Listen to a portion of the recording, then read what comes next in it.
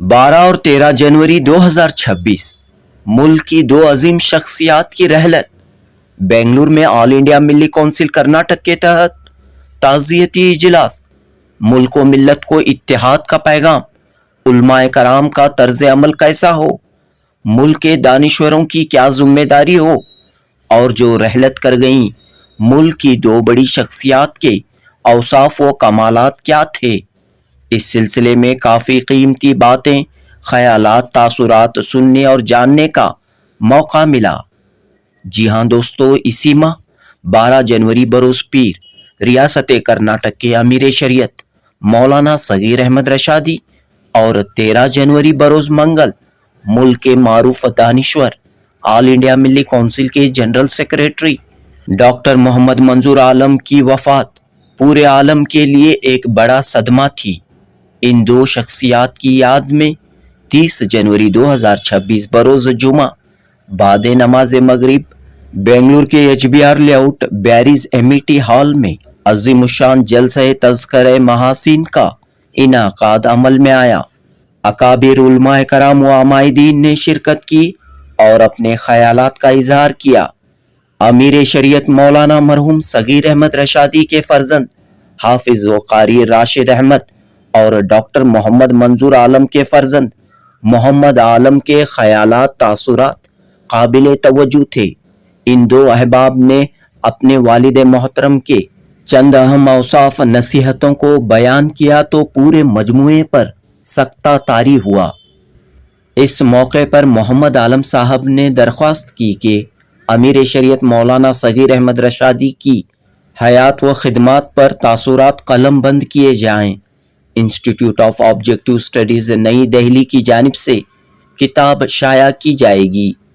इस अहम तरीन इजलास में ऑल इंडिया मिली कौंसिल से वाबस्ता KPCC के वाइस प्रेसिडेंट रोजनामा पासबान के editor Mohammad Ubaidullah Sharif, government of Karnataka central relief committee के चेयरमैन आगा सुल्तान व दीगर मुअज़्ज़िज़ शख्सियात मौजूद रहीं।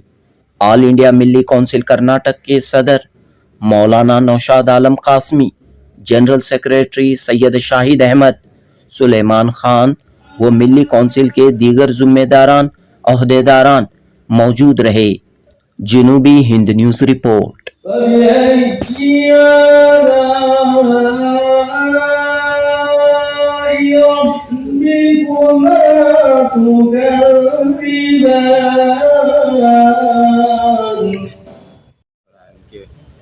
खिदमत को याद किया जा रहा है। ये बड़ा ये महीना ख़ास तौर पर जुनूब और शिमाल दोनों के लिए बड़ा सदमे वाला रहा।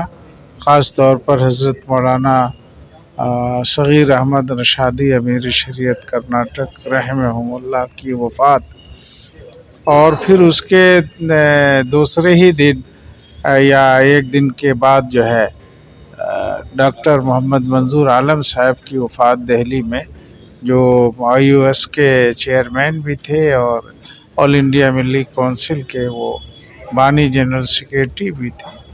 तो ये इन दोनों शख्सियतों के वफ़ात से मिल्लत को बड़ा नाकाबिल तलाफ़ी नुकसान पहुँचा है। उसकी वजह ये कि ये दोनों बड़े ही मुस्बत जहन के शख्सियतें थीं और काम पर यकीन रखती थी। आखिरत और ईमान उनका असल चीज़ थी। और ख़ास बात यह है कि हज़रत मौलाना सगीर अहमद रशादी रहमहुल्लाह ने अपनी पूरी ज़िंदगी दारुल सबीलुर रशाद में तालीम से लेकर उस्ताद तक, चाहे वो शेखुल हदीस की हैसियत से रहें, शेखुल तफसीर की हैसियत से रहें, या नीचे दर्जे के उस्ताद की हैसियत से, और फिर जो है पूरी रियासत के मुत्तफ़क़ा वो अमीर शरीयत हुए मुसलमानों की, उन्होंने रहनुमाई हमेशा मुस्बत की। ऑल इंडिया मुस्लिम फैसला बोर्ड से भी मुंसलिक थे और ऑल इंडिया मिली कौंसिल के भी सरपरस्त थे। इसी तरह दूसरी शख्सियत डॉक्टर मोहम्मद मंजूर आलम साहब रहमहुल्लाह की है। यह उन्होंने इस मुल्क में ख़ास तौर पर जो तहक़ीक़ी और मारूज़ाती तहक़ीक़ात वाला ادارہ انسٹیٹیوٹ آف آبجیکٹو قائم کیا، آل انڈیا ملی کونسل قائم کیا، اور انہی کی تحریک پر حضرت مولانا قاضی مجاہد اسلام صاحب نے اس ادارے کی سربراہی قبول کی، اور وہ بھی بانیوں میں تھے۔ اور دوسرا ادارہ انہوں نے قائم کیا حضرت قاضی صاحب کو آگے کر کے، اسلامک فقہ اکیڈمی۔ تو آئی یو ایس جو انسٹیٹیوٹ آف آبجیکٹو اسٹڈیز جسے کہا جاتا ہے، اس نے 1200 سے زیادہ سیمینار مختلف تعلیمی، علمی، سیاسی، سماجی موضوع پر کیے، جس نے ملک میں بڑے اثرات ڈالے۔ یہ دونوں شخصیتیں جو ابھی گزری ہیں گزشتہ اسی مہینے کی 12-13 تاریخ میں، وہ بڑا ہی المیہ والا رہا ہے، اور خاص طور پر اس لیے کہ یہ دونوں ملت کے لیے بڑی ہی قداور شخصیتیں تھیں، اور ملت کی رہنمائی کے کام کو اپنا ذاتی کام سمجھ کر کرتی تھیں، اپنے نجی کاموں پر ملت کے کام کو ترجیح دیتی تھیں۔ تو مسئلہ یہ پیدا ہوا ہے کہ ان کے جانے کے بعد اس کمی کو پورا کرنا مشکل ہو پا رہا ہے، خاص طور پر ہاں، یہ بات صحیح ہے کہ کھڑا ہے کیا آئین اگلا امیر ہم دیکھیے، ہم سمجھتے ہیں کہ یہاں کے جو علماء سمجھدار ہیں اس مسئلے کو حل کریں گے۔ ایسا کبھی کبھار ہوتا ہے، ہم لوگوں کو اس سے مایوس ہونے کی ضرورت نہیں ہے۔ انشاءاللہ اس مسئلے کو بھی یہاں کے علماء جو باہم ایک حد تک متحد ہیں، چاہے انہوں نے ایک چھوٹی سی کمیٹی مجلس قائم کی اور اس کے ذریعے کام کر رہے ہوں، ہم امید ہے کہ اس مجلس میں بھی کسی ایک کو وہ سربراہ جب بنا لیں گے تو جو پہلے سے نظام یہاں چل رہا ہے، حضرت مولانا سید ابو سعود رحمہ اللہ کی حیات کے بعد مفتی اشرف علی صاحب ہوئے، پھر حضرت مولانا صغیر احمد رشادی رحمہ اللہ ہوئے، تو ان کے بعد بھی وہ سلسلہ انشاءاللہ اسی طرح چلتا رہے گا۔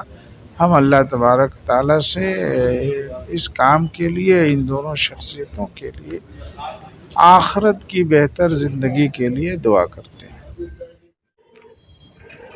بسم اللہ الرحمن الرحیم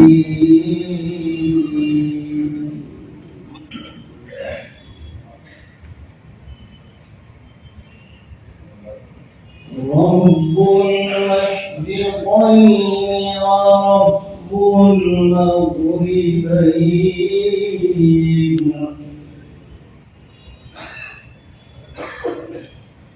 فبأي آلاء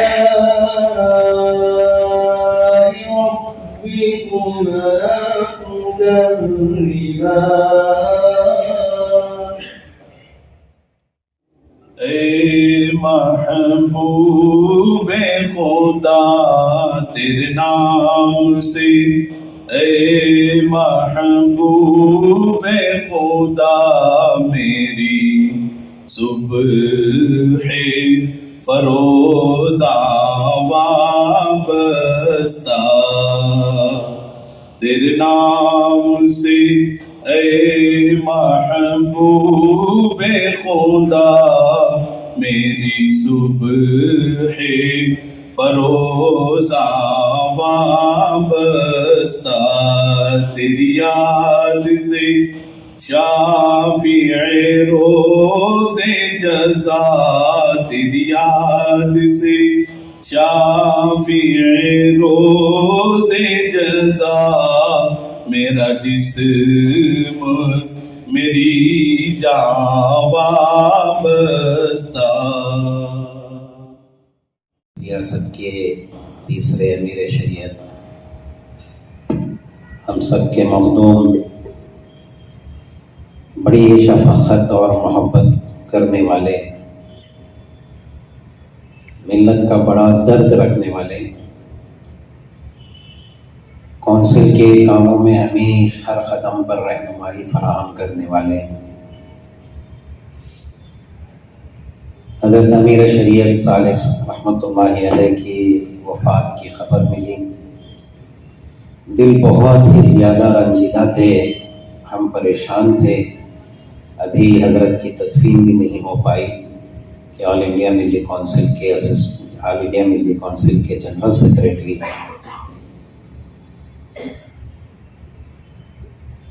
ملت کی بڑی جو ہے فکر کرنے والے، ملت کے لیے تڑپنے والے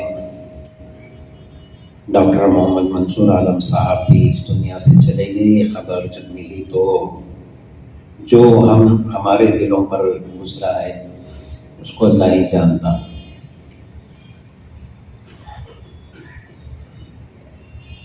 اس حادثے سے پہلے ہی آل انڈیا ملی کونسل کی مرکزی مجلس عاملہ کا اجلاس بنگلور میں طے ہو چکا تھا 31 جنوری کو. کل یہ اجلاس یہاں ہونے جا رہا ہے. تو اسی مناسبت سے یہ ضروری سمجھا گیا اور یہ ہمارا فریضہ بنتا ہے، ہم پر حق ہے کہ ہم اپنے ان دونوں اکابر کی رخصت پر جو ہے ایک دوسرے کے ساتھ اظہار تعزیت بھی کریں، ان کے رفع درجات کے لیے دعا بھی کریں اور اللہ سے ہم اپنے حق میں جو ہے صبر و ثبات کی دعائیں بھی کریں. ان کی اچھائیوں کا تذکرہ ہے.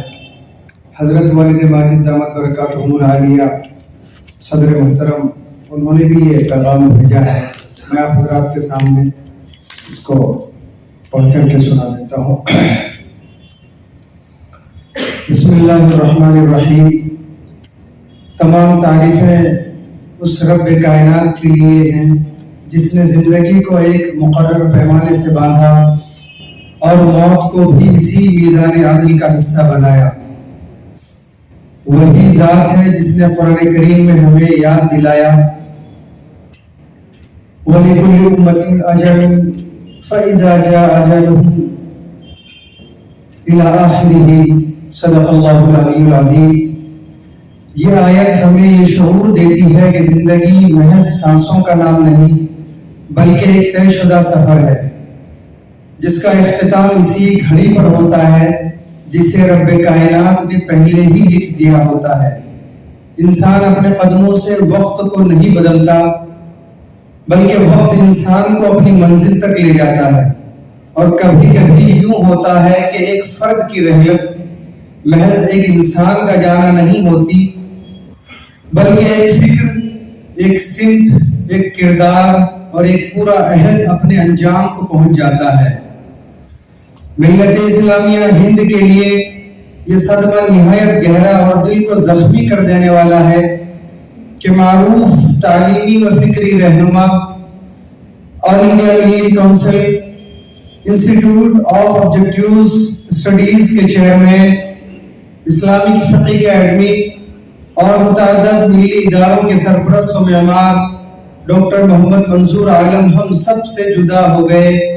انا للہ و انا الیہ راجعون. ذکر کرنا بھی ضروری سمجھتا ہوں اور وہ شخصیت تھی سابق امیر شریعت کرناٹک حضرت مولانا صغیر احمد رشادی رحمۃ اللہ علیہ. مولانا ان جید علماء میں شمار ہوتے تھے جنہوں نے علم و عمل کے ذریعے ایک نمایاں مقام حاصل کیا. آپ بنگلور کے معروف دینی ادارے دارالعلوم سبیل الرشاد کے محتمم و شیخ الحدیث تھے اور ساتھ ہی امارت شریعہ کرناٹک کی قیادت کی ذمہ داری بھی نہایت حکمت، وقار اور اخلاص کے ساتھ انجام دے رہے تھے. ریاست کے علمی، دینی اور ملی حلقوں میں آپ کو غیر معمولی احترام اور اعتماد حاصل تھا.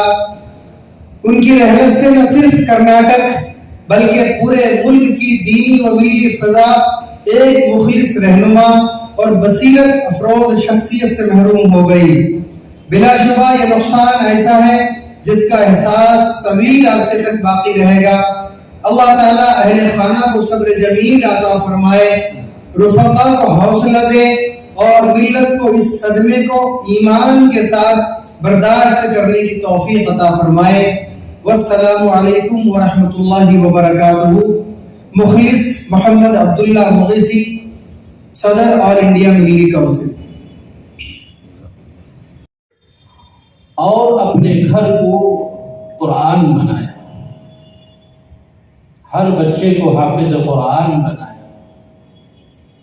ہر بچے کو اللہ رب العالمین نے قاری بنایا۔ ہر بچہ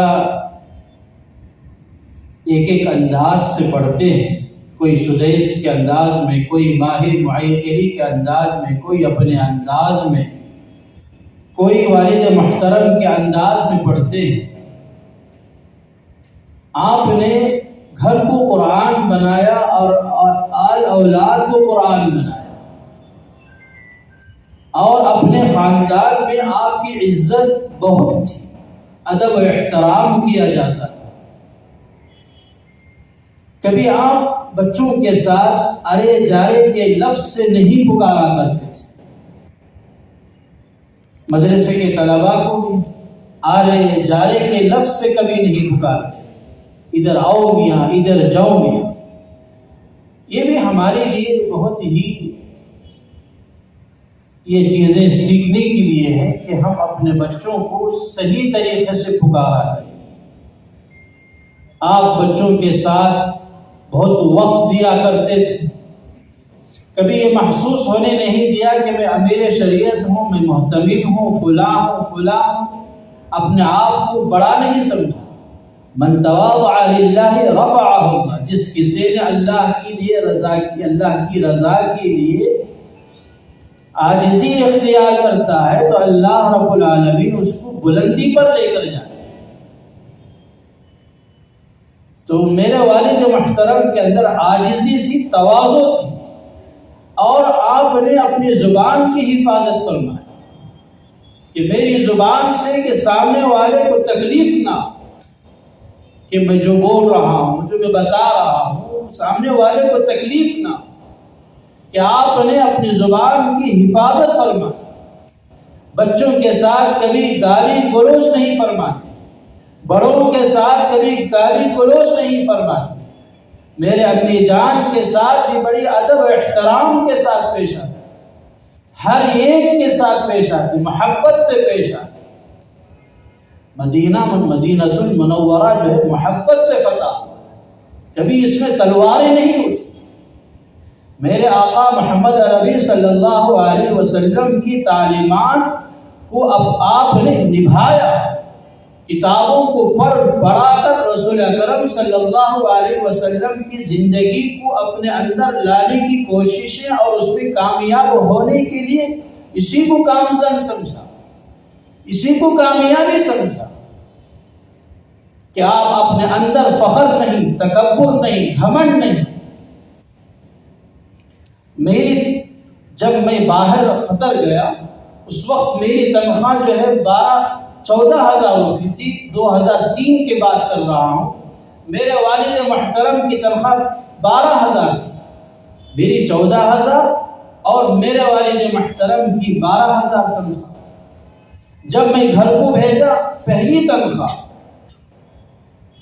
بہت ہی عجیب خوشیاں تھی گھر کے اندر۔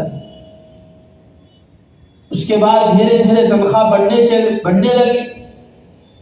کبھی والد محترم نے یہ نہیں کہا کہ بیٹا مجھے یہ دلا، بیٹا مجھے یہ ضرورت ہے، کبھی نہیں کہا۔ آخر تک بھی گھر میں جو دعوتیں ہوا کرتی تھی میرے والد محترم کی تنخواہوں سے ہوا کرتی تھی، کہ کسی بچے سے یہ نہیں کرتے کہ بیٹا تو دعوت کر دے، تو کھلا دے، تم کھلاؤ، تم یہ کھلاؤ، کبھی نہیں کہا۔ آپ کی تنخواہوں سے ہی پورا کام کیا کرتے تھے، اور مدرسے کے اندر بھی طلباء کے ساتھ بڑی عاجزی کے ساتھ پیش آتے، اساتذہ اکرام کے ساتھ پیش آتے، کبھی کسی کو تکلیف نہیں دیا۔ اور میرے والد محترم ہمارے گھر کو قرآن بنا کر کے چلے گئے، اور اب ہمارے لیے ضروری ہے کہ ہم اپنے آل اولاد کو جو ہے قرآن کی عظمت دیں، قرآن کی اہمیت دیں، یہ ہمارے لیے ضروری ہے۔ یہی باتیں سننے اور سنانے کے لیے ہم کو یہاں جمع کیا ہے۔ اللہ سے دعا کریں کہ اللہ رب العالمین ہم سب کو عمل کرنے کی طاقت و توفیق عطا فرمائے۔ وآخر دعوانا الحمدللہ۔ میں گزارش کر آپ حضرات نے اس سے پہلے بھی کسی موقع پر آپ نے سنا ہوگا، لیکن کوئی حرج نہیں اگر اس موقع پر بھی مختصر سے طور پر میں حضرت کی زندگی پر چھوٹی اور ہلکی پھلکی روشنی ڈالوں۔ ویسے تو حضرت کی زندگی دارالعلوم سبیل الرشاد میں پوری زندگی آپ کی گزری ہے۔ 10 سال کی عمر میں آپ یہاں پر پڑھنے کے لیے آئے 1960 میں، پھر اس کے بعد تا حیات وفات تک آپ دارالعلوم سبیل الرشاد ہی کے ہو کر رہے۔ اب تقریباً 65 سالہ زندگی کو تھوڑے سے وقت میں بیان کرنا آسان کام نہیں ہے، لیکن کچھ خاص وصف ہیں آپ کے، اوصاف ہیں، ان کو اگر ہم سنیں گے اور اس کو اگر ہم ہمارے لیے راہ عمل بنائیں گے تو ہمارے لیے بھی اللہ تبارک و تعالیٰ کامیابیاں مقدر فرمائیں گے۔ سب سے پہلا وصف حضرت رحمہ اللہ کا یہ تھا کہ آپ کے اندر استقامت، کہ آپ آئے اور پڑھ کر فارغ ہوئے اور بڑے حضرت رحمہ اللہ کے مشورے سے آپ استاد بنا دیے گئے۔ آپ جب استاد بنا دیے گئے تو آپ نے پھر پیچھے مڑ کر آپ نے نہیں دیکھا، جبکہ آپ کے ہم عصر اور آپ کے بعد والے، آپ کے شاگردان سب بہت سے فارغ ہوئے اور فارغ ہو کر شہر میں، بیرون شہر انہوں نے اپنا ایک مقام بنایا اور خدمتیں کی ہیں، لیکن ان خدمتوں کے نتیجے میں اللہ تبارک و تعالیٰ نے ان کے ہم عصر ساتھیوں کو بڑے بڑے اونچے مناصب بھی دیے اور دنیاوی اعتبار سے کچھ سہولتیں، عیش و آرام اور راحت کی زندگیاں دی۔ ویسے تو آپ حضرات جانتے ہیں کہ جب بڑی بڑی مساجد میں جب امامت کا موقع ملتا ہے تو کچھ ان کے لیے آسائشیں اور راحت کی چیزیں بھی فراہم ہو جاتی ہیں اور کچھ ان کی زندگیوں میں تبدیلی بھی آتی ہے۔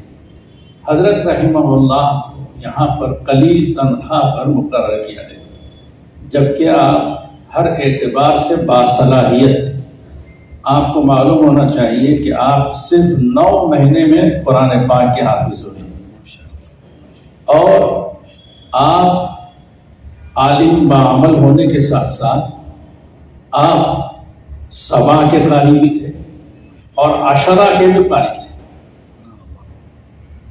بہترین قرات آپ پڑھتے تھے، یعنی صلاحیت کے اعتبار سے آپ کے اندر کوئی کمی نہیں تھی۔ اس زمانے میں ہم نے سنا کہ بڑی بڑی مساجد سے بڑی بڑی تنخواہوں کے آفر آئے کہ آپ ہمارے یہاں آئیں، ہم آپ کو اونچے مقام پر رکھیں گے، بڑی تنخواہ دیں گے۔ لیکن حضرت رحمہ اللہ نے جو بڑے حضرت کے مشورے سے تدریس کو قبول کیا تو بس پیچھے مڑ کر آپ نے نہیں دیکھا، جبکہ ابتدائی دور ایسا تھا دارالعلوم سبیل الرشاد کا، مجاہدے والا دور، قربانیوں والا دور، 2-3 مہینے تک اساتذہ کو تنخواہ دینے کے لیے مدرسے میں رقم نہیں ہوتی تھی، جس کے نتیجے میں بعض اساتذہ جو تھے وہ برداشت نہیں کر سکے، استعفیٰ دے کر چلے گئے دوسرے مدارس کو۔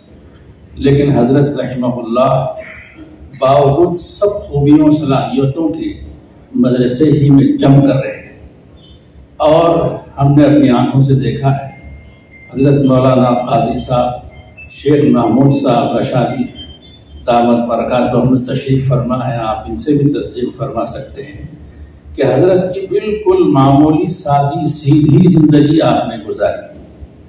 ایک سائیکل بھی شروع میں نہیں تھی، ان کے والد صاحب نے سائیکل ٹرین میں رکھ کر بھیجی اور اسی سائیکل سے آپ ناگوارہ سے مدرسہ تشریف لاتے تھے، اور گھر کوئی بڑا گھر نہیں تھا، ایک ہی کمرہ تھا اور وہی کمرہ بھی وہی حال، وہی ڈیری، سب کچھ وہی، اور ایک جانب میں حمام تھا اور ایک جانب میں پکوان۔ میں نے وہ گھر دیکھا۔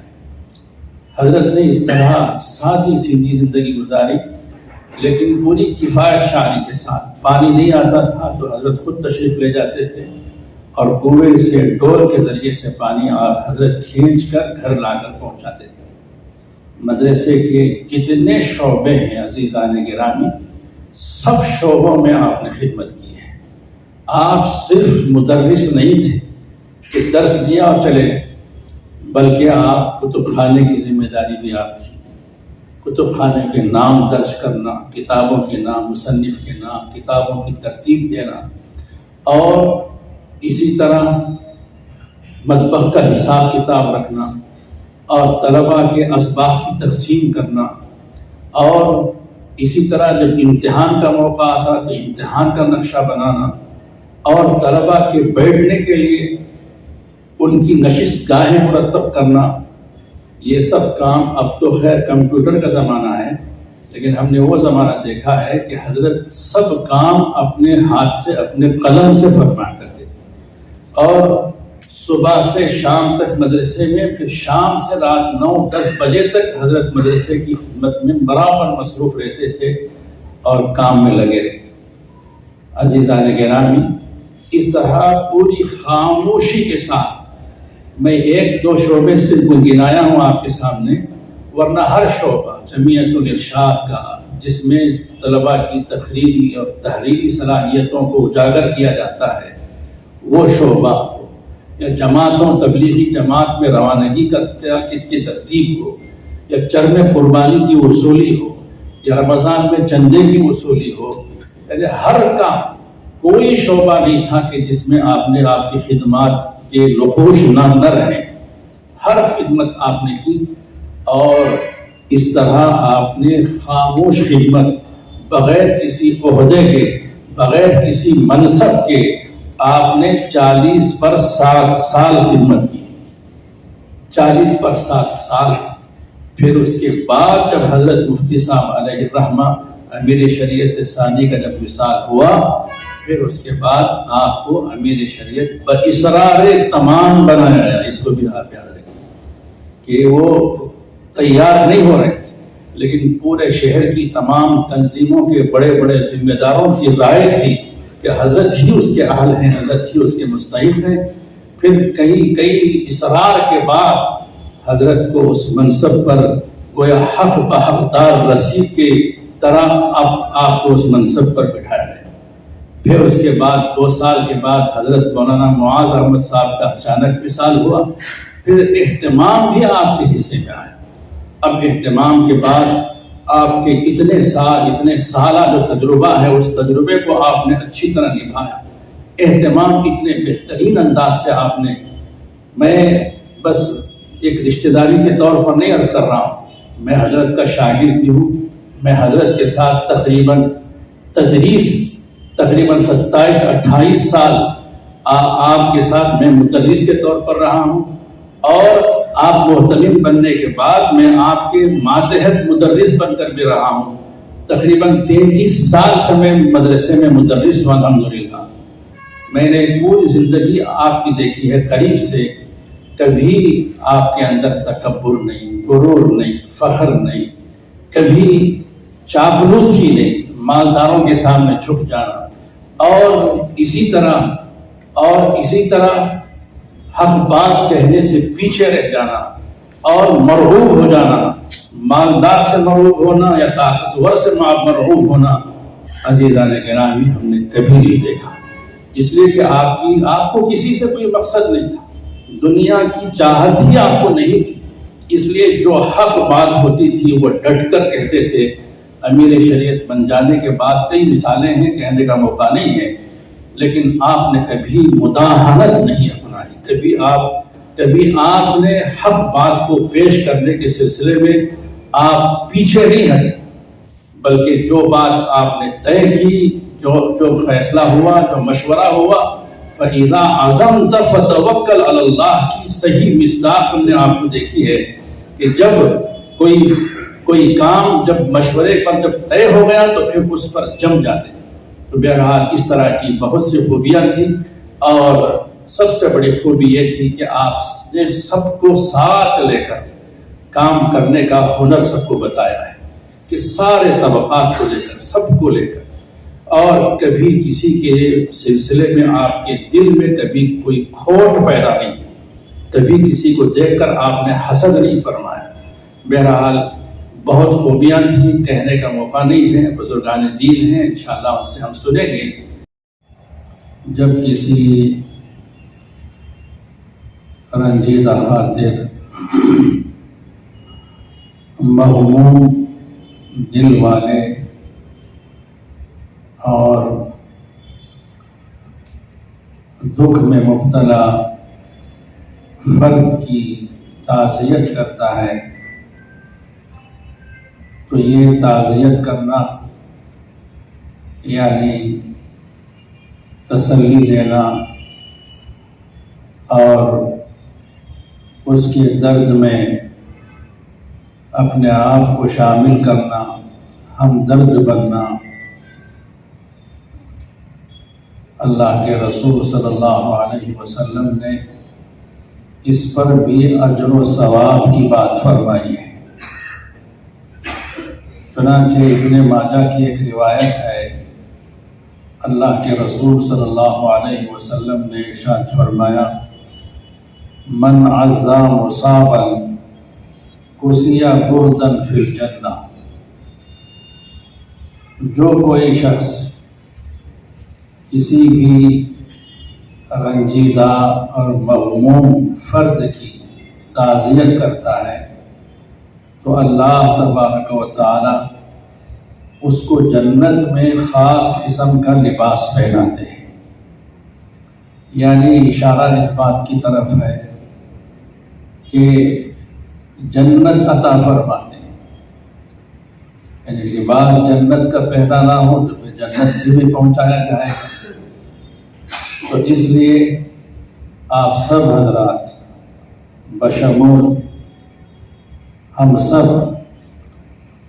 اللہ سے امید رکھتے ہیں کہ رسول اللہ صلی اللہ علیہ وسلم کے اس فرمان کی روشنی میں، اس تعزیت کے نتیجے میں اللہ تبارک و تعالی ہم کو ضرور جنت عطا فرمائیں گے۔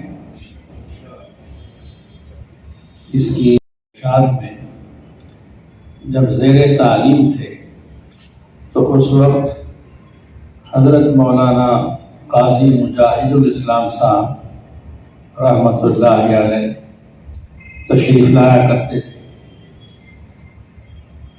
اور فقہ اکیڈمی کا تیسرا سیمینار ہوا 1990 میں۔ اس وقت ہماری جماعت کو خدمت کے لیے مقرر کیا گیا تھا، اس میں ہم لوگ طالب علمی کے زمانے میں خدمت کیا کرتے تھے۔ تو اس وقت ہم نے دیکھا کہ ڈاکٹر منظور عالم صاحب اور حضرت مولانا قاضی مجاہد الاسلام صاحب، ان دونوں کو ہمیشہ ہم نے ساتھ ساتھ دیکھا، اور دونوں گفت و شنید کر رہے ہیں، مشورہ کر رہے ہیں، فکر کر رہے ہیں۔ پھر اس کے بعد 1992 میں یعنی 90 میں جب آل انڈیا ملی کونسل کا قیام عمل میں آیا، تو اس وقت بھی اور اس سے پہلے بھی جب ملت کے سلسلے میں فکریں ہوتی تھیں، مشورے ہوتے تھے، تو اس موقع پر ڈاکٹر منظور عالم صاحب حضرت قاضی صاحب رحمۃ اللہ علیہ کے ساتھ آتے تھے، اور کئی دن تک کئی موقعوں پر، الگ الگ موقعوں پر مدرسے میں قیام کرتے تھے، مشورے ہوا کرتے تھے، اور ہم کو اس وقت اندازہ ہوتا تھا کہ یہ کوئی بڑی قابل شخصیت ہے، جبھی تو حضرت قاضی صاحب رحمۃ اللہ علیہ اتنا قریب رکھے ہیں اور ان سے اتنے مشورے لیتے ہیں۔ عزیزان گرامی، بعد میں پتہ چلا کہ واقعی وہ ایک قابل شخصیت ہے، اور ان سے مفید مشورے اور مفید رائے ملت کے سلسلے میں، قوم کے سلسلے میں حاصل ہوتے ہیں، اور ان کی رہنمائی لی جاتی ہے۔ اس کے بعد برابر آل انڈیا ملی کونسل کے قیام کے بعد جب بھی यहाँ पर कोई छोटा बड़ा जो भी इजलास होता, मशवरा होता, और जब मरकज़ की तरफ से जब अहबाब आते तो उसमें ज़रूर हज़रत डॉक्टर मंजूर आलम साहब ये भी तशरीफ़ लाया करते थे। तो बहरहाल उन्होंने मिल्लत की बड़ी खिदमत की हैं। अल्लाह तबारक व तआला उनकी खिदमत का उनको बदला अता फरमाए और जन्नतुल फिरदौस में आला से आला मकाम नसीब फरमाए। पैदा बड़ी मुश्किल से होता है चमन में दीद अवर पैदा। काबिले क़द्र सदर मोहतरम उलमाए इकराम, ज़िम्मेदारान ऑल इंडिया मुस्लिम मिली कौंसिल रियासत कर्नाटक के अरकान, हाज़रीन, 12 जनवरी 2026 बरोज़ पीर वक्त अज़ान भी हो रही थी। अमीर शरीयत मेरे अब्बू ज़बान हाल से अल्लाह अकबर की सदा लगाए हुए अपने खालिक हकीकी से जा मिले। इन्ना लिल्लाहि व इन्ना इलैहि राजिऊन। ये अजीम सानिहा और सदमा कौम मिल्लत और अहले खाना के लिए दिल दहलाने वाला था। आज भी हम गमज़दा हैं और बेचैन हैं। वही चराग बुझा जिसकी लोग की आमद थी, इसी पे ज़र्ब पड़ी जो शजर पुराना था। अमीर शरीयत मेरे अब्बू का छोटा सा घर, 5 फर्जंदान, माँ अहलिया, 2 साहिबजादियाँ और 2 दामाद। 5 फर्जंदान खाली और हाफिज, जिनमें 3 आलिम दीन और 2 दामाद। आलिम दीन है, उसमें एक उमरी है और एक रशादी है। ये खुद इस बात की बता देती है कि अमीर शरीयत उम्मत को लेकर चलने वाले थे। उम्मत में इत्तिहाद और इत्तिफाक की मिसाल पेश करके बता दिया कि उम्मत एक हो तो पूरी दुनिया पर गालिब हो सकती है। ये मेरी सादत है और खुश नसीबी है। खुदा ने मुझे अमीर शरीयत का दामाद बनाया। यूँ तो मेरा ताल्लुक़ भी जो है एक ऐसे घराने से है जो जामिया दारुस्सलाम उमराबाद, जिसके 2 मोहतमिम, एक मौलाना सैयद अमीन साहब उमरी रहमतुल्लाह अलैह और दूसरे जुनूब के मुफस्सिर कुरान मौलाना सैयद अब्दुल कबीर साहब उमरी रहमतुल्लाह अलैह। वो ये दोनों मेरे छोटे नाना हैं। और मेरा आबाई वतन उत्तरगढ़ है, जिसके एक अजीम हस्ती, जिसे आलम इस्लाम की अजीम हस्ती तस्वुर की जाती है, मौलाना सैयद जलालुद्दीन उमरी रहमतुल्लाह अलैह, जो अमीर जमात इस्लामी रहे हैं, जिनकी कई किताबें हैं, वो भी मेरे नानी के खालाजाद बहन हैं, भाई खालाजाद भाई हैं। अमीर शरीयत की ज़िंदगी के चंद अहम पहलू को मैं आपके सामने रखना मुनासिब समझूंगा। ज़ाती तौर पर आपकी ज़िंदगी बड़ी पाकीज़ा और मुहज़्ज़ब और बाउसूल और मुतहर्रिक गुज़री। निज़ाम औक़ात के सख्त पाबंद थे। घरेलू ज़िंदगी बड़ी खुशगवार थी। बच्चों से मोहब्बत और शफ़क़त और प्यार और दामादों से अपनाइयत نے گھر کے ماحول کو خوشگوار بنا دیا تھا. آپ کی اصل زندگی تدریسی، دعوتی اور معاشرتی زندگی تھی. آپ ایک عظیم درسگاہ ریاست کرناٹک کی دارالعلوم سبیل الرشاد کے استاد اساتذہ تھے، اور یہ انتخاب کے سلسلے میں ایک مرتبہ مولانا مجھ کو بتایا تھا کہ میری فراغت کے بعد میرا ارادہ تھا کہ میں اعلیٰ تعلیم کے لیے دیوبند جاؤں. یہ بات مولانا ابو سعود رحمۃ اللہ علیہ کو معلوم ہوئی تو فوراً انہوں نے خط لکھ کر مجھ کو بلا بھیجا اور مجھ سے کہا، صغیر کیا ہم آپ کو نہیں پڑھائے؟ مولانا ہاں ہم نے تو آپ ہی سے پڑھا ہے اور سیکھا ہے. مولانا نے کہا یہ کافی نہیں ہے. اس کے بعد مولانا نے کہا کہ کل سے آپ اس مدرسے کے استاد ہوں گے. اب مولانا کی یہ بات پر قائم اور دائم رہے، تادم حیات اسی مدرسے میں استاد رہے اور اسی مدرسے میں مدفن بھی ہیں. جو عوام میں کمی یہ ہے کہ فارگیٹ نہیں ہوتے ہیں اور فارگیو بھی نہیں دیتے ہیں. یہ فارگیٹ اینڈ فارگیو جو بات کہہ رہا ہوں اس کو عمل کرو گے ہمیشہ سکون ملے گا اور چیزوں کا حل ہوگا. تیسری بات انہوں نے مجھے سمجھایا کہ تہجد کی نماز کبھی مت چھوڑنا. جیسے میں نے 3:30 بجے رات کو میں اٹھتا ہوں اور فجر کی نماز پڑھ کے پھر سوتا ہوں. یہ معقول میری شروع سے چائلڈ لائف سے چل رہا تھا، اس کو تم بھی عمل کرنے کی کوشش کرو اور جتنی بھی مسائل آئیں گے اس مسائل کے حل بھی اسی کے ذریعے سے نکل سکتا ہے.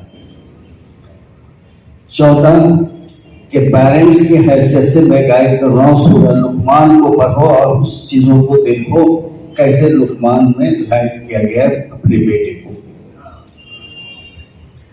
چوتھا انہوں نے یہ کہا کہ یہ مشن جو امپورٹنٹ ہے آپ اس مشن کو لے کے چلیں. اور مشن میں یہ نہیں ہوتا ہے کہ کوئی بھی جتنی بھی سخت الفاظ بھی آپ کے سامنے پیش ہو تو وہ چپ چاپ سننے کی کوشش کرو اور جواب فوراً ریئیکشن مت دیا کرو. ریئیکشن ہمیشہ اور اختلاف پیدا کرتا ہے اور اختلافات نہ ہو تو حل نہیں ہوگا. اختلافات ہونا بھی ہونا ہے، اسی کے ذریعے حل بھی ہوگا اور حل کے لیے اختلاف پیدا ضروری ہے. لیکن اس کی سولوشن بہت ہی ٹھنڈے دماغ سے، ریئیکشن امیڈیٹ جواب دو گے تو اس کی اختلاف اور تیز ہوگا اور اس کا حل نہیں نکل پائے گا.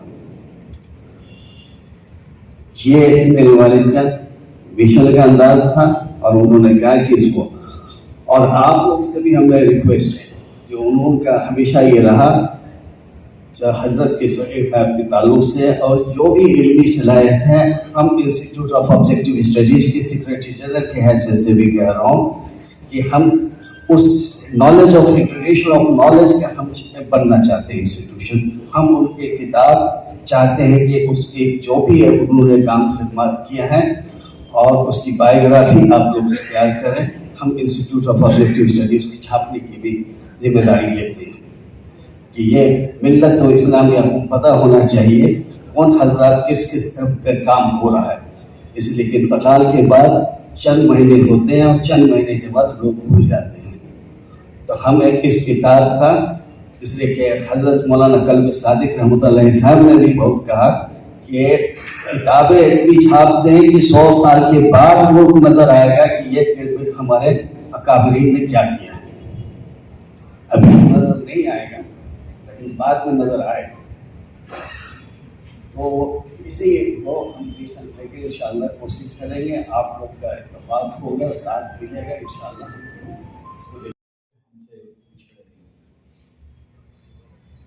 ایک حضرت امیر شریعت مولانا صغیر صاحب رحمۃ اللہ نے دوسرے ڈاکٹر محمد منظور عالم صاحب سیکریٹری جنرل آل انڈیا ملی کونسل.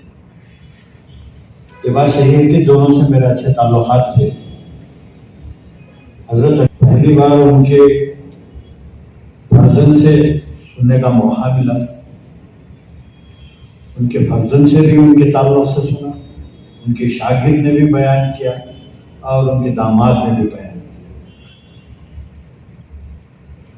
ان تینوں حضرات کی گفتگو سے یہ ثابت ہوتا ہے کہ حضرت امیر شریعت کی شخصیت کیا ہے. حضرت کے گھریلو معاملات ان کے فرزند جو بتا رہے تھے مولانا, یہ بات صحیح ہے کہ جو شخص ایک مدرسے میں جنہوں نے تقریباً 45-47 سال جو ہے خدمات انجام دی, امیر شریعت بنے اور محتمم تھے دارالعلوم سبیل الرشاد کے, تو ان کے معاملات مدرسے تک یا مدرسے کے طالب علموں کے ساتھ کیا ہوتا وہ کئی لوگوں کو معلوم ہوتا ہے. لیکن گھریلو معاملات جو ہے آج ہمارے ان کے فرزند مولانا نے بہت اچھی طریقے سے بتایا اور یہ بھی بتایا کہ ان کی تنخواہ کیا تھی. یعنی کبھی اپنے بچوں پہ کوئی بوجھ نہیں بننا چاہا. گھر میں کوئی دعوت بھی ہوتی ہے تو اپنے تنخواہ سے 12,000 روپے تنخواہ. حضرت افتخار صاحب نے فرمایا کہ وہ جب یہاں تھے تو کئی ان کو موقع, کئی ان کو اداروں سے یا مسجدوں سے دعوت آئی کہ وہ ان کے ساتھ ملے, اور وہ شاید وہاں جاتے تو جو ہے ان کے پاس کوئی اچھی کار ہوتی, اچھا مکان ہوتا تھا, لیکن وہ یہاں کے محتمم اور امیر شریعت نہیں بنتے تھے. آپ نے یہ ثابت کر دیا اپنی زندگی میں کہ مولانا ابو سعود رحمۃ اللہ علیہ نے آپ کو مدرس کے طور پہ رکھا. تو سوچئے ان کی سوچ, ان کی بشارت کیا. میں حضرت امیر شریعت دوبا مفتی اشرف علی صاحب سے جب بھی ہم ملاقات کرنے جاتے تو مولانا سخیر صاحب بھی وہاں ہوتے, ہم بالکل سامنے بیٹھے ہوئے, دونوں گفتگو کرتے, ہمیں یہ سنائی بھی نہیں دیتا تھا, معلوم بھی نہیں ہوتا تھا کہ وہ کیا بول رہے اور وہ کیا ان کو واپس ہے. اور میں جب بھی مفتی اشرف علی صاحب رحمۃ اللہ سے جب بھی ان کے ہاتھ چومتا تو مجھے ایک عجیب کیفیت محسوس ہوتی تھی. وہی کیفیت حضرت مولانا سخیر صاحب سے جب بھی میں ہاتھ چومتا, حضرت جو ہے کچھ یہ کرتے تھے لیکن وہی تو یہ ایسی شخصیت ہے بہت مشکل سے ملتی ہے, بہت مشکل ہے. امیر شریعت اول, امیر شریعت دوم کا تقرر ہوا, امیر شریعت دوم, امیر شریعت سوم کا تقرر ہونا تھا. ہم لوگ کئی چیزیں سوچ رہے تھے. میں رفاعی صاحب کو بول رہا تھا کہ کیا کرے ایسا ہے, تو حضرت کا مجھے فون آیا, نہیں باپ ایسا نہیں, مولانا سبیر صاحب کو ہی بنایا. ایک اور صاحب وہ بھی مولانا ہے, وہ بھی رشادی ہے, ان کا فون آیا کہ ہم سب نے طے کیا ہے لیکن معاذ صاحب سے بات کرنی ہے, آپ معاذ صاحب سے پوچھیں, کیونکہ وہ اس وقت معتمد تھے. میں معاذ صاحب کے پاس گیا تو معاذ صاحب نے کہا, شریف صاحب کیا بات ہے, وہ میرے استاد ہیں, میں یہ سچ کہہ رہا ہوں. انہوں نے کہا کہ بالکل ان کو بنائیے, ہم وہ میرے استاد ہیں. انہوں نے یہ بھی کہا کہ میں آج محتمم ہوں, یہ بھی کسی کو دیجیے, اس لیے کہ میں جب تک حضرت رہے مفتی صاحب میں مدرسے سے باہر نہیں گیا. چھوٹی عمر تھی ان کی, میں تھوڑا باہر جانا چاہتا ہوں. میں نے ان سے کہا کہ آپ ایسا کیوں کہہ رہے ہیں, ان کے بعد امیر شریعت آپ بھی بننے والے ہیں. لیکن ان کا جو خیال تھا کہ یہ میں چھوڑ کے جاؤں دنیا ہی چھوڑ کے چلے گئے۔ ایک اور واقعہ ہوا جب مدرسے میں جشن زرین ہو رہا تھا تو ہم مفتی صاحب کے کمرے میں بیٹھے ہوئے تھے۔ مفتی صاحب کی جوتیاں تھیں، مجھے معلوم تھی کہ یہ جوتیاں مفتی صاحب کی ہیں۔ بات کر کے جو ہے باہر ہمارے معاذ صاحب جا رہے تھے تو دوسری کسی کی جوتیاں اٹھا کے سیدھی، بولا یہ اتنے بڑے مدرسے کے امیر شریعت کے فرزند ہیں، یہ کس کی جوتیاں؟ کیونکہ وہ امیر شریعت کی جوتیاں نہیں تھی۔ تو بعد میں نے کسی سے پوچھا، انہوں نے کہا کہ یہ مولانا سفیر صاحب کی جوتیاں ہیں کیونکہ وہ ان کے استاد تھے۔ یہ دارالعلوم سبیل الرشاد کا مقام، وہاں کی تربیت۔ حضرت امیر شریعت مولانا سفیر صاحب جب بھی کسی سے ملاقات کرتے، ان سے بات ہوتی تو یہ خود نرم، بہت مجھے معلوم، میں سمجھتا ہوں ان کی دنیا جانی بھی معلوم نہیں تھی۔ ایک وقت ایک جلسہ ہوا سی ایم اے ہال میں، میں اور رحمان خان صاحب وہاں گئے۔ وہ جو ہے جلسہ سیاسی جلسہ، کسی نے حضرت کو بلایا، امیر شریعت کو، پہنچے۔ رحمان خان صاحب مجھے بلا کر کیا ہو رہا ہے، امیر شریعت ہے یہ جلسے میں کیوں؟ ہم سب کانگریسی ہیں۔ میں فوراً جا کے حضرت سے بولا، حضرت مجھے نہیں معلوم تھا شریف صاحب، کیا کرنا ہے؟ نہیں حضرت بہتر ہے آپ پہلے نکل گئے، یعنی کوئی بلائے تو وہ چلے گئے۔ اتنی معصومیت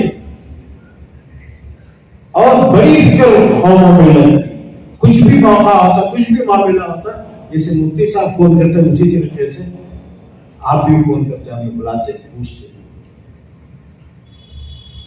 میں سمجھتا ہوں ایسے میں اپنے آپ کو خوش نصیب سمجھتا ہوں کہ میں ایسے عظیم شخصیتوں کے ساتھ اٹھنے بیٹھنے کا ہمیں موقع ملا۔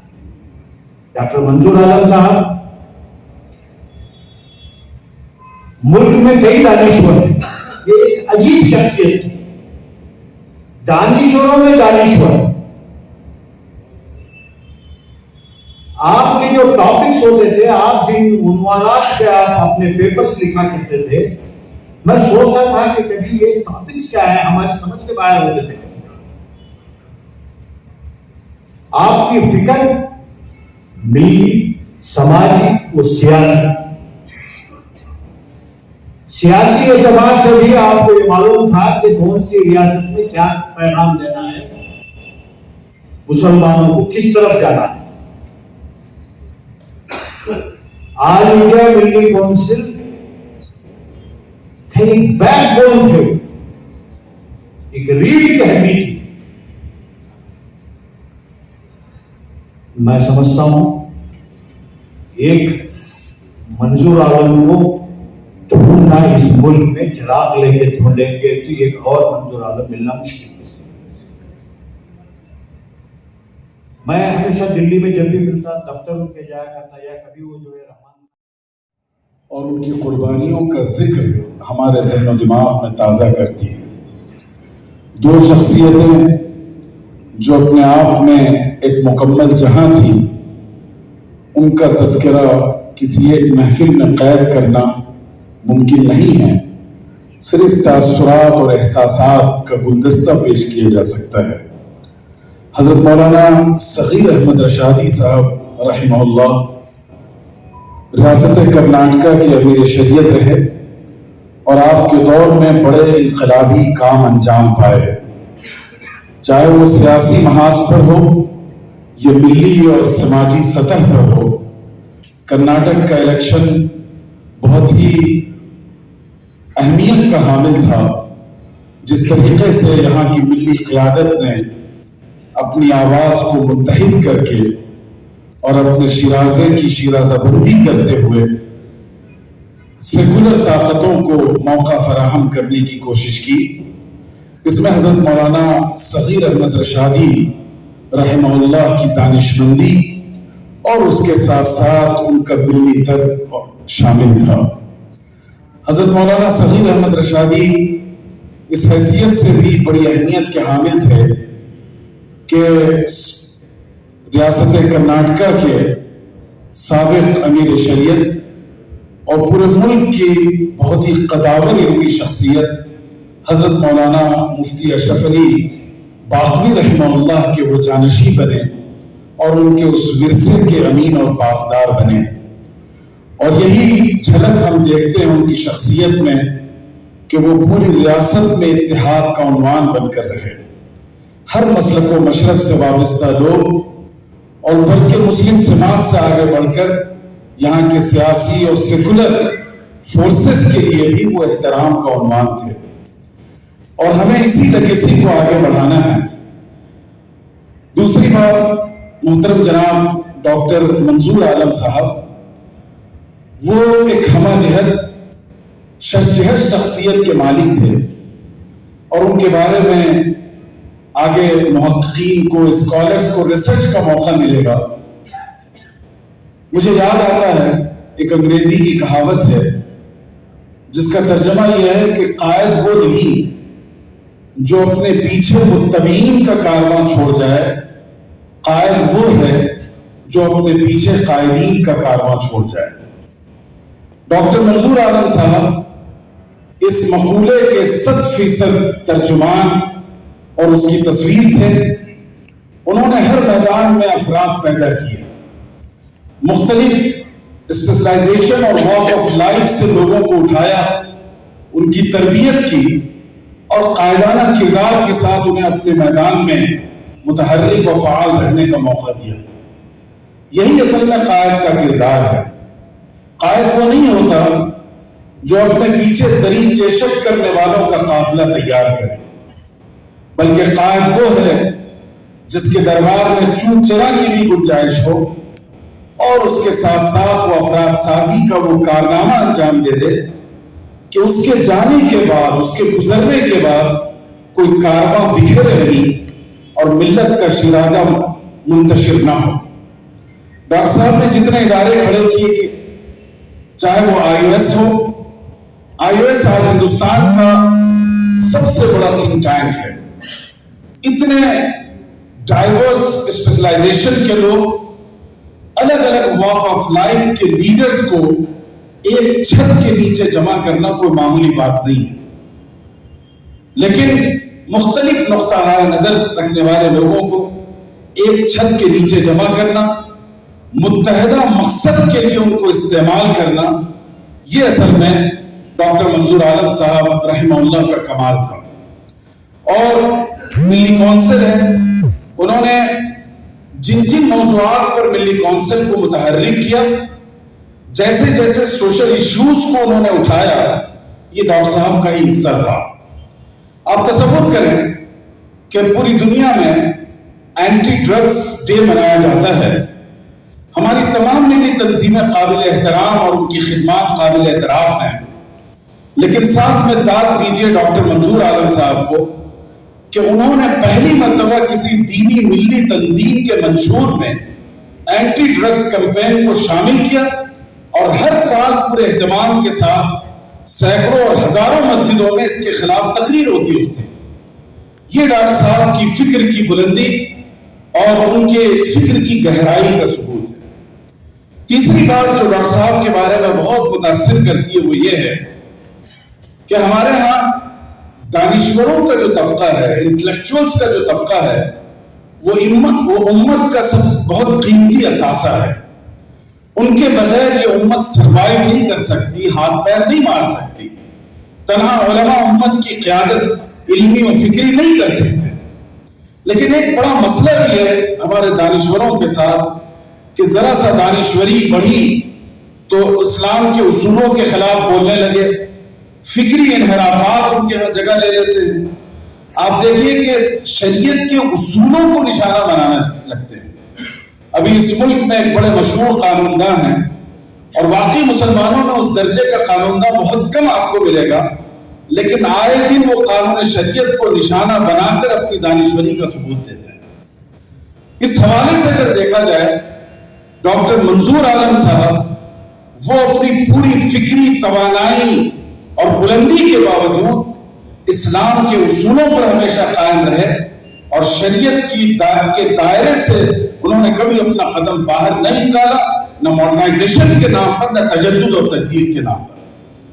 یہ وابستہ رہ شجر سے امید بہار رکھ، ڈاکٹر صاحب کا یہ اسلوب بہت علمی تھا، اور اس نے دانشوروں کو ایک راہ دکھائی کہ آپ اپنے میدان میں انوویٹو بنے، کریٹو بنے، لیکن جب شریعت کا معاملہ ہے تو آمنا و صدقنا کی روش اختیار کیجئے، اس کے سوا کوئی راستہ آپ کے لیے نہیں ہے۔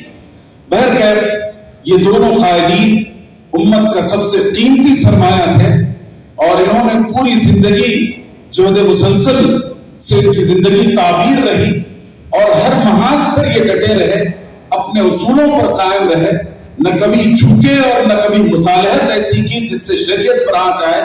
یہ اسوہ ہمارے لیے ہے، ملی تحریکوں اور تنظیموں کے لیے ہے کہ آپ بھی اسی کردار کو اپنائیں اور اسی روش کے ساتھ اپنی جدوجہد کو جاری رکھیں اور اپنے علمی اور فکری کارواں کو آگے بڑھاتے رہیں۔ اللہ تعالیٰ ان سب کی بال بال مغفرت فرمائے۔ هذا وصلی اللہ علی سیدنا محمد وبارک وسلم، الحمدللہ رب العالمین۔ قبلہ دامت برکاتہم،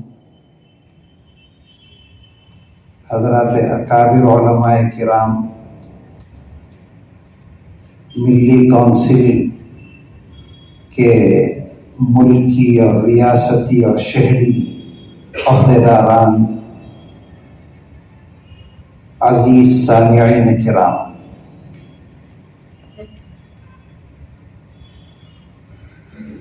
موت ایک اٹل حقیقت ہے جس سے کسی کو رستگاری نہیں ہے۔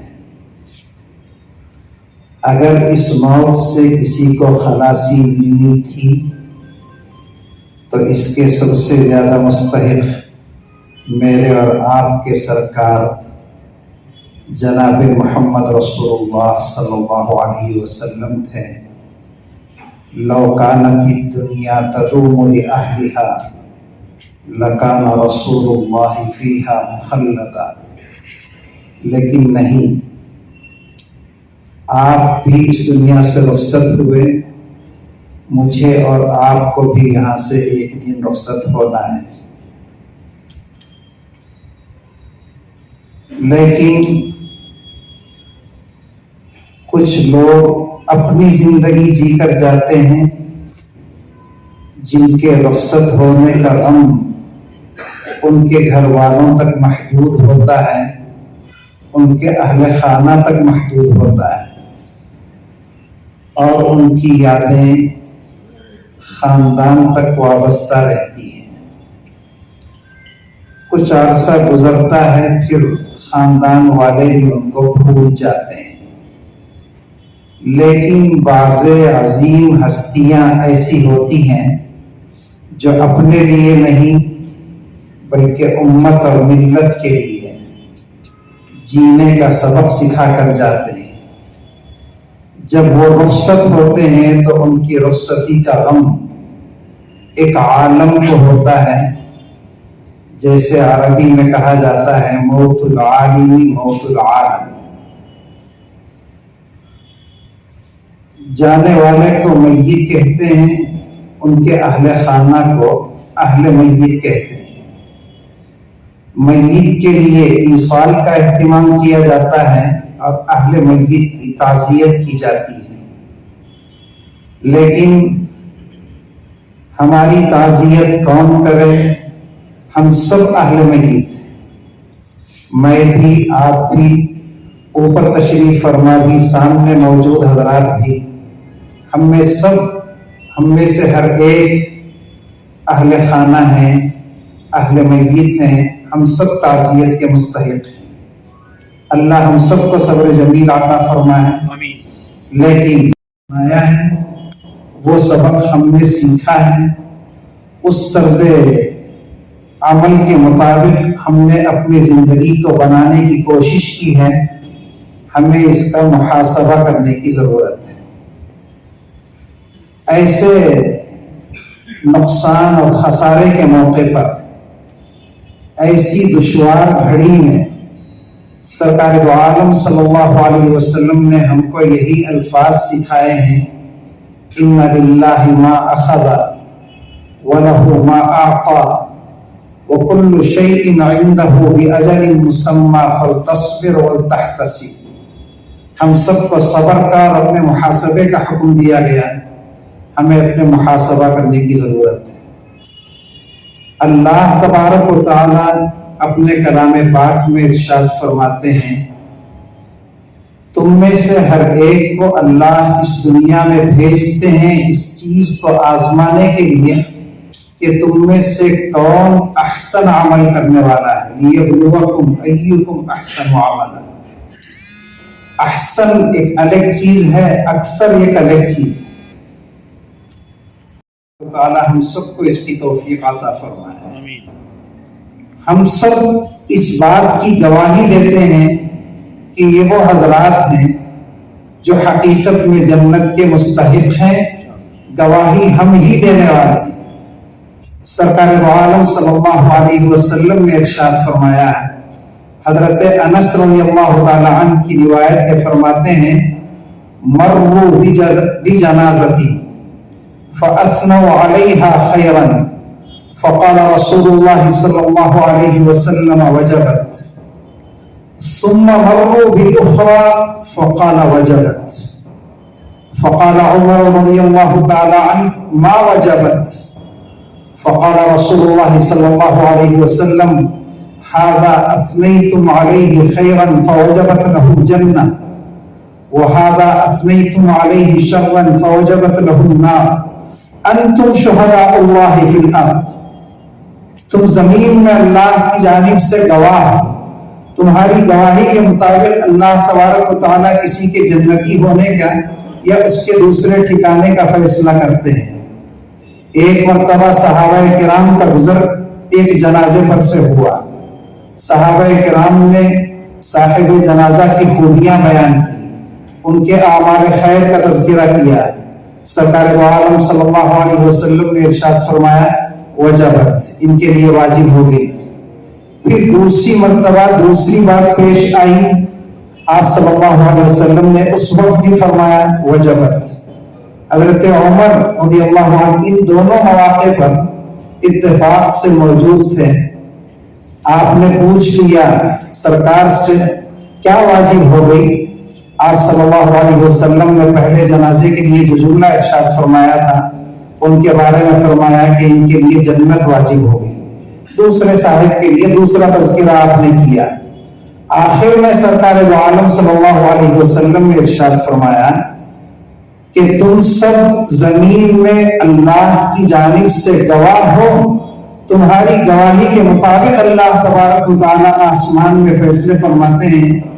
ہم سب آج اس بات کی گواہی دیتے ہیں کہ میرے استاذ محترم اور حضرت مولانا ڈاکٹر منظور عالم صاحب رحمہ اللہ نور اللہ مرقدہ وبرد اللہ مسجعہ، یہ سب جنتی حضرات ہیں۔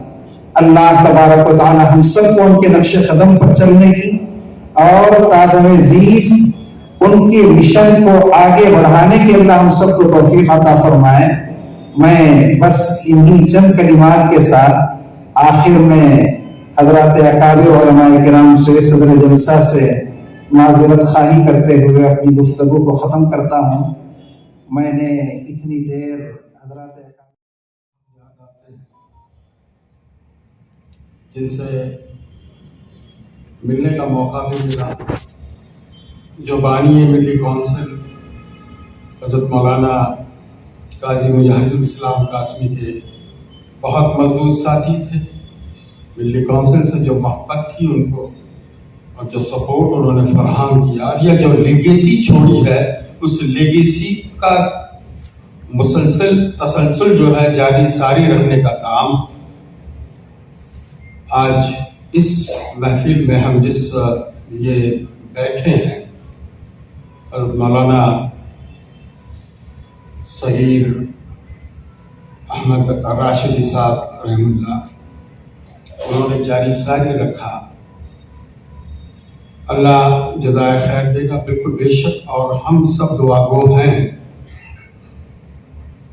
اور یہ دعا کرتا ہوں میں کہ وہ سلسلہ انہوں نے جو چھوڑا ہے، جو لیگیسی چھوڑی ہے، आने वाले जो भी लोग जुड़े हुए रहेंगे इदारे से, इंशाअल्लाह वो जारी सारी रखेंगे। बतौर असिस्टेंट जनरल सेक्रेटरी मिली काउंसिल और उनके बानी डॉक्टर मोहम्मद मंजूर आलम साहब, हजरत मौलाना बैक टू बैक 2 हादसे हमारे सामने आए और बहुत बड़ा नुकसान, खास तौर पर हमारे लिए इसलिए कि मैं जिस तरीके से समझा हूं या 30 साल की सोहबतें रही हैं डॉक्टर साहब के साथ, एक अजीब और गरीब शख्सियत थी। इदारे तो बनते हैं, मगर एक खुसूसियत मैंने उनमें देखी है कि 20वीं सदी में 21वीं सदी के हिंदुस्तान का मुस्तकबिल और हिंदुस्तान के मुसलमानों का मुस्तकबिल क्या रहेगा, इसका जो विजन बड़े मजबूती के साथ उन्होंने तैयार किया। उसके बाद में और एक कारनामा ये था, जो उलमाए कराम थे हिंदुस्तान के, जो एकेडमिक्स थे, इंटेलेक्चुअल्स थे, उनको साथ में बिठाकर अपने विजन को समझाना और उसको एक शक्ल देना, और कई प्रोग्राम के साथ में ये कारनामा सिर्फ और सिर्फ डॉक्टर मोहम्मद मंजूर आलम ही कर सकते हैं। क्योंकि जहां तक मेरी नजर जाती है, हमारे दरमियान में इंटेलेक्चुअल्स हैं, एकेडमिक्स हैं, मगर जो विजन उन्होंने बनाया था या जो विजन उनका था, दूरंदेशी थी। मुझे याद है 1995 में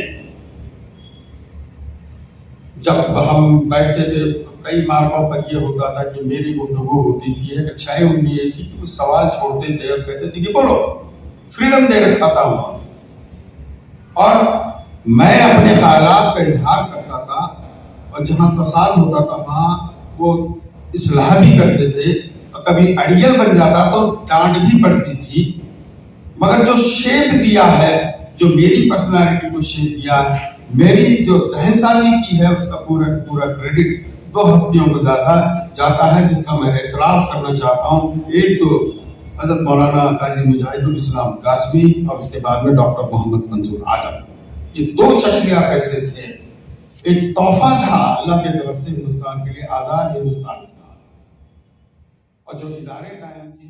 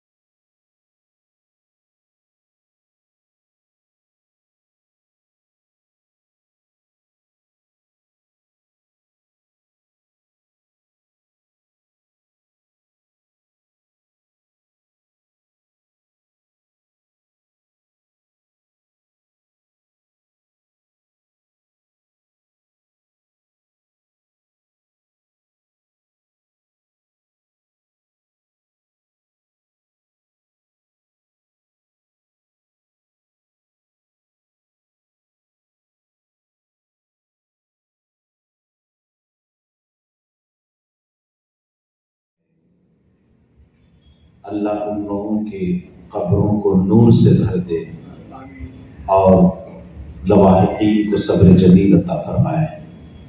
وقت بھی زیادہ ہو چکا ہے، میں بہت لمبی چوڑی بات نہیں کروں گا، اس شعر کے ساتھ اپنی بات ختم کرتا ہوں۔ ان دونوں حضرات کے لیے یہ شعر ہے کہ ان لوگوں نے اپنی زندگی، اپنا وقت، تمام چیزیں قوم و ملت کے لیے وقف کر دیا تھا، بقول اس شعر سے کہ پھونک کر اپنے آشیانے کو روشنی بخش دی زمانے کو۔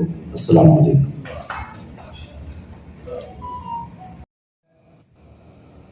افسوس یہ ہے کہ ہمیں ایک بات یہ آپ کو درخواست کرنی کہ جب ہمارے درمیان کوئی شخصیت ہو ہم اس کی قدر کر لیں، اس کو سمجھنے کی کوشش کریں۔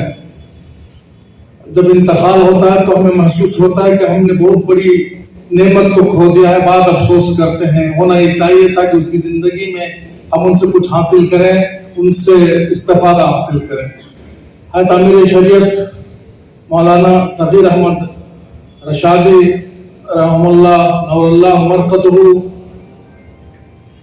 کی مقبولیت کی سب سے بڑی علامت اور دلیل یہ ہے کہ آپ دارالعلوم شبیل الرشاد میں آپ نے حفظ مکمل کیا، آپ نے وہیں عالم اور فاضل اور مفتی کے تمام درس تکمیل کی، اور پھر آپ وہیں مدرس بنے اور اللہ نے آپ کو تا دم حیات قال اللہ قال رسول کی خدمت کے لیے قبول فرمایا اور وہی تدفین ہوئے۔ یہ سب سے بڑی آپ کے لیے، آپ کے سینکڑوں ہزاروں شاگرد ہیں۔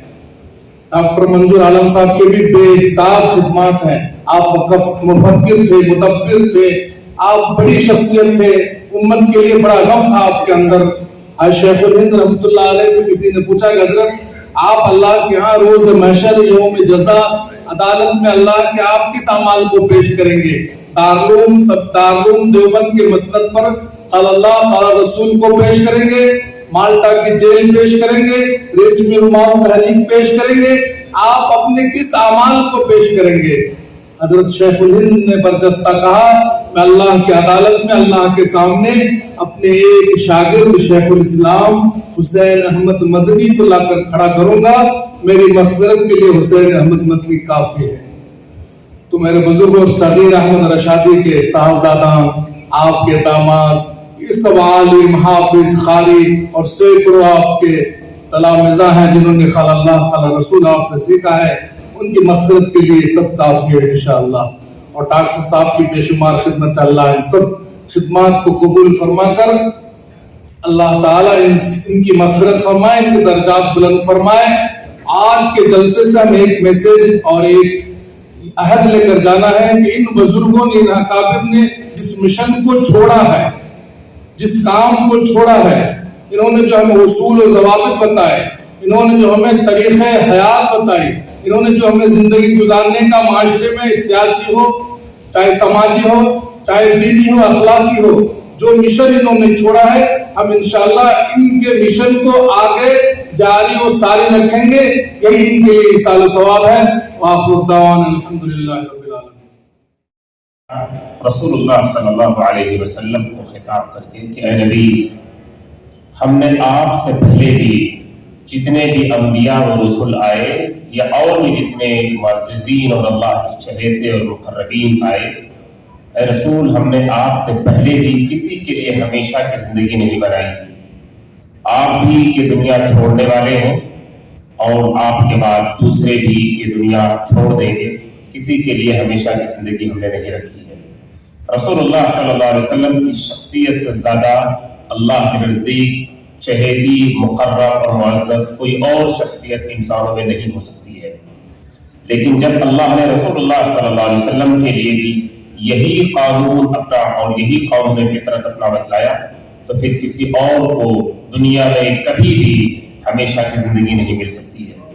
دونوں معزز شخصیات حضرت مولانا صغیر احمد صاحب رشادی رحمہ اللہ، اس دنیا کو انہوں نے بھی الوداع کہا، پھر ڈاکٹر منظور عالم صاحب جو کہ مفکر ملت ہیں، انہوں نے اس دنیا کو الوداع کہا۔ دونوں معزز شخصیات اللہ عز و جل سے جا ملی، इन्होंने अपनी जिम्मेदारी अदा कर दी है, इन्होंने अपनी जिम्मेदारी निभा दी है। अब ये हमारी जिम्मेदारी है और हमारे कंधों पर ये चीज अब आयद होती है कि हम भी इनके मिशन को आगे बढ़ाएं। इनकी जो सोच थी मुस्बत, इनकी जो चाहत थी, इनकी जो फिक्र थी मिल्लत के तई, उम्मत के तई, वो सोच, वो फिक्र, वो मिशन हम भी आगे लेकर जाएं। और हमारी कोशिश ये हो कि हम अपने अंदर वो इखलास पैदा करें, वो जज्बा पैदा करें, वो सोच अपनी बनाएं कि मिल्लत और कौम को इन मुअज़्ज़ज़ शख्सियात की कमी का एहसास न होने पाए। ये और बात है कि इनकी खूबियों से पूरे तौर पर मुत्तसिफ हो पाना उतना आसान काम नहीं है, लेकिन वक्त का तकाजा यही है कि हमारी कोशिश हो और उसी नहज पर और उसी तरीके पर हो कि जिस तरीके पर इन्होंने मिल्लत को आगे ले जाने के लिए कोशिश की है। बस मैं यही पैगाम और यही मैसेज आज की इस तकरीब से मैं बल्कि ये ताज़ियती जलसे से देना चाहता हूँ कि हम अपने आप को डाउन न होने दें, अपने आप को हम फिक्र बहुत ज्यादा कमी के एहसास से बाहर निकालें और उसके बाद अच्छी सोच के साथ अल्लाह की ज़ात पर तवक्कुल और भरोसे के साथ आगे बढ़ें। इंशाअल्लाह अल्लाह अज़्ज़ व जल हमारी भी रहनुमाई फरमाएंगे और इंशाअल्लाह अच्छी शख्सियात के जरिए अल्लाह अज़्ज़ व जल इस मिल्लत और इस उम्मत को अल्लाह अज़्ज़ व जल हमें भी क़यादत और सियादत अता फरमाएंगे। अल्लाह हम सब के यहाँ बैठने को कबूल फरमाए। शान में ताज़ियती अशआर समाअत फरमाएं। दिल हमारा मुज़तरिब है, आंखें पुरनम हो गई। दिल हमारा मुज़तरिब है, आंखें पुरनम हो गई। जब सगीरा मदरसा दी चल दिए तो रो गई। सब को रोता छोड़ कर वो चल दिए वाह हसरता। मौत आई ले गए हैं वो गए वाह हसरता। हाफिज़ो आलिम बुखारी थे मुफस्सिर खूबवर, वो मुहद्दिस मोहतमिम सब के थे मंजूर नजर। सूबे के मीरे शरीयत वो अमीरे कारवां, रुकने मुस्लिम पर सनल्लाह हम ज़मीं वो आसमां। दीजिला दारुल फ़ज़ा को शरई हुक्मों का ख़िवाम।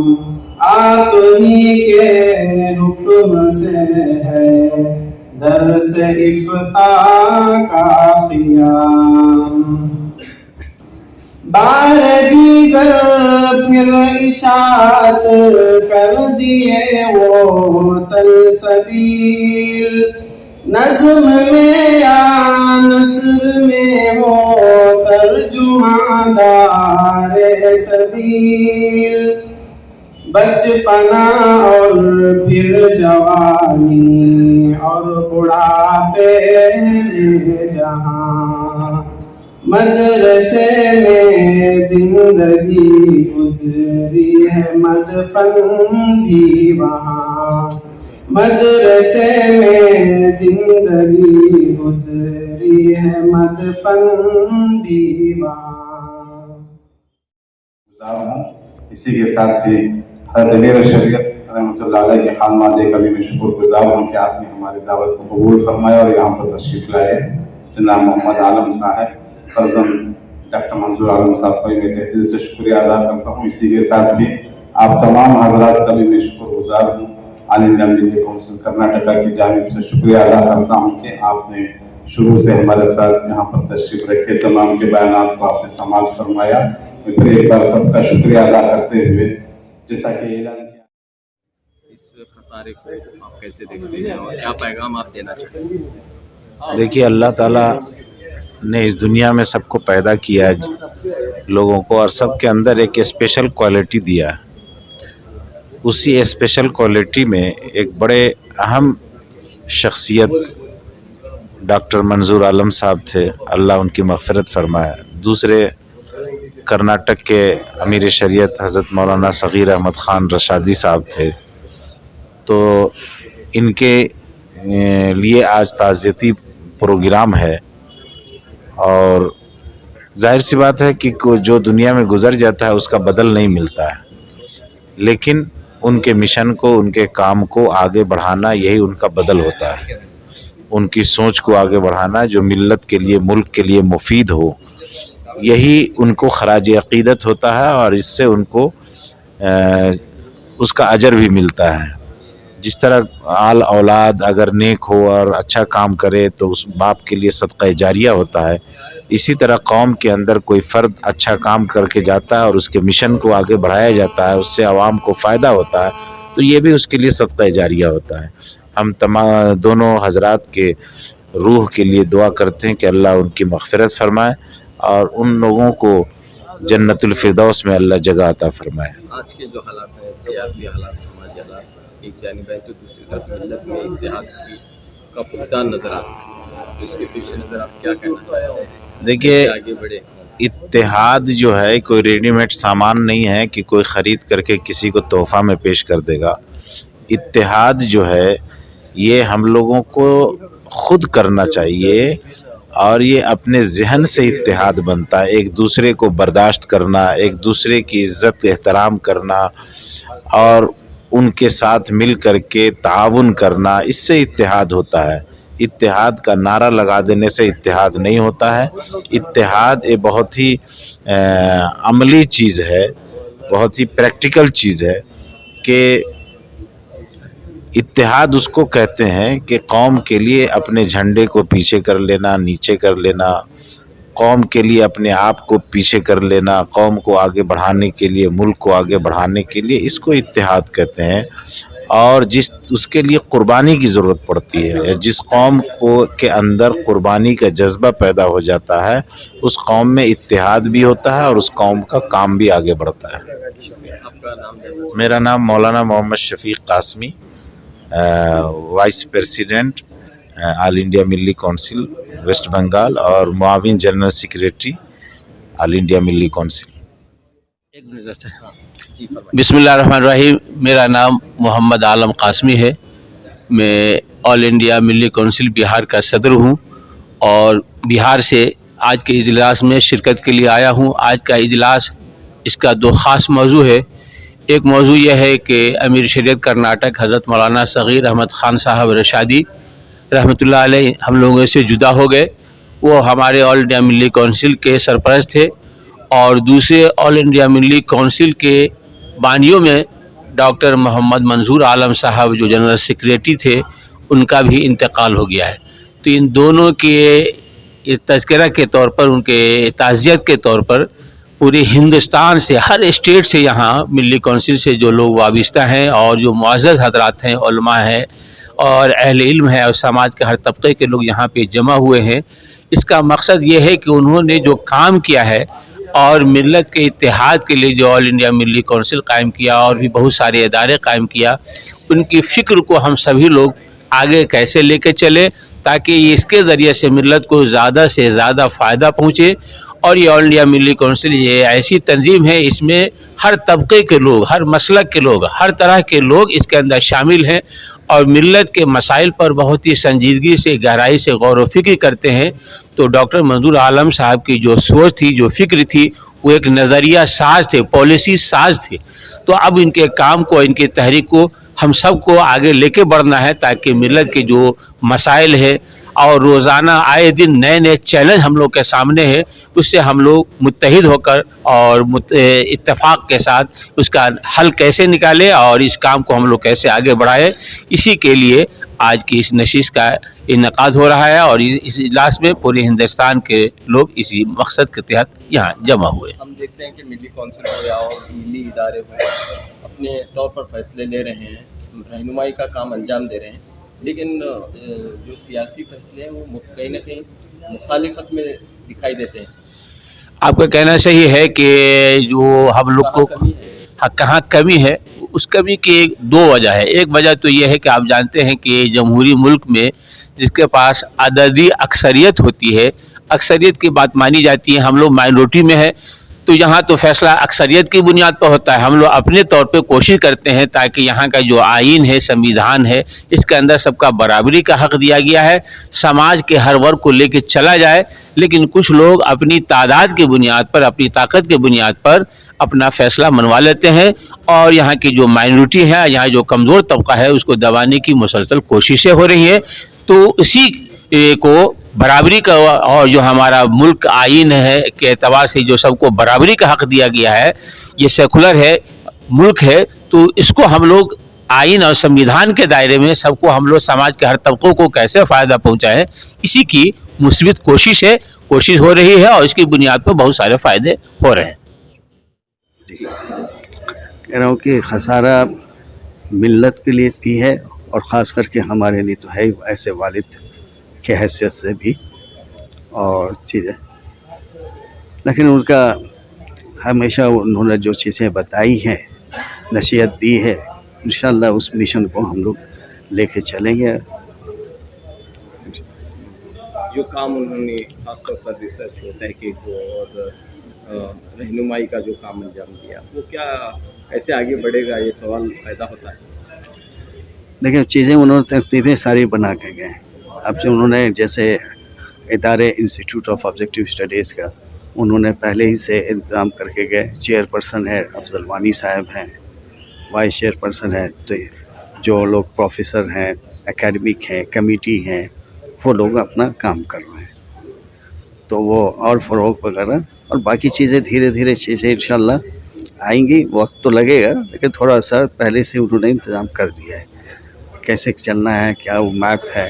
उसी अंदाज में मिलनी काउंसिल को आप देख लें, 4 असिस्टेंट सेक्रेटरी जनरल वो अपनी हयात में ही रख दिए, जिसमें शेख निज़ामुद्दीन साहब, मौलाना अजमल फ़ारूक साहब, कारी शफीक साहब और मौलाना सुलेमान खान साहब, और इसी अंदाज से उन्होंने मिली काउंसिल में भी किए। तो इसलिए सारी चीज़ें मुझे नहीं लग रही है कि कोई मायूसी की बात आएगी। इंशाअल्लाह उम्मीद है कि सब चीज़ें उनके जिस तरकीब से उन्होंने टीम तैयार की है, उसी टीम आगे बढ़ेगी इंशाअल्लाह। वालिद साहब के जाने के बाद आपसे काफ़ी सारी तवक्कुआत हैं, क्या आप इनके काम काज को, इनके खिदमत को आगे बढ़ाएं?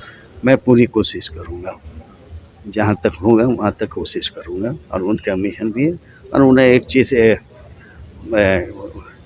कह के गए कि फॉरगेट एंड फॉरगिव, ये करते हुए चलो, इंशाअल्लाह कोई भी डिफ़िकल्टीज नहीं आएगी। जब फॉरगेट और फॉरगिव नहीं होता, उसी में ज़्यादा तकलीफ़ें आते हैं। तो इंशाअल्लाह मैं उस पर ये अमल करने की कोशिश करूँगा। फिलवक्त आपकी क्या मसरूफियत? फ़िलहाल मेरी मसरूफियत यह है कि मैं secretary general institute of objective studies का हूँ, यह भी मसरूफियत है। तो अभी क्या कहना चाह रहे हैं, जो हालात हैं उनके पेश नज़र, और एक तरह से जो है बड़ी बड़ी शख्सियत जैसा मेरे शरीयत से यहाँ से चले गए, उनके बाद उनका इंतखाब का एक मसला पैदा हुआ है, तो एक खला जो है पूरा करना मुश्किल हो नज़र आ रहा है। लेकिन मुझे कोई खला नज़र नहीं आ रहा है। जैसे कि वाली साहब ने एक बात बोली थी कि रसूल सल्लम भी गुजरे कि उसके बाद भी दुनिया मायूस हो रही थी। मायूस नहीं होनी चाहिए। उसके बाद अबू बकर रज़ियल्लाहु अन्हु है, उमर रज़ियल्लाहु अन्हु है, सब ने संभाले। तो उसी तरीके से आदमी तो आते हैं और ये, लेकिन मिशन मेन है, उसको लेकर चलें। हमें नहीं लग रहा कि कहीं पर भी ऐसे आएगी। ठीक है, ये मानता हूँ मैं कि उस अंदाज की सोच में कमी आ सकती है, ये हो सकता है, लेकिन अल्लाह ताला किसी को उठाते हैं तो किसी के इंतज़ाम भी करते हैं। हमें उस इंतज़ाम को तलाश करना है ठंडे दिमाग से। इंशाअल्लाह मुझे उम्मीद है कि वो चीज़ें फिर आएगी। और जहाँ तक अमीर शरिया का मामला है, वो भी इत्तफाक़ राय से सिलेक्शन हो जाएगी इंशाअल्लाह।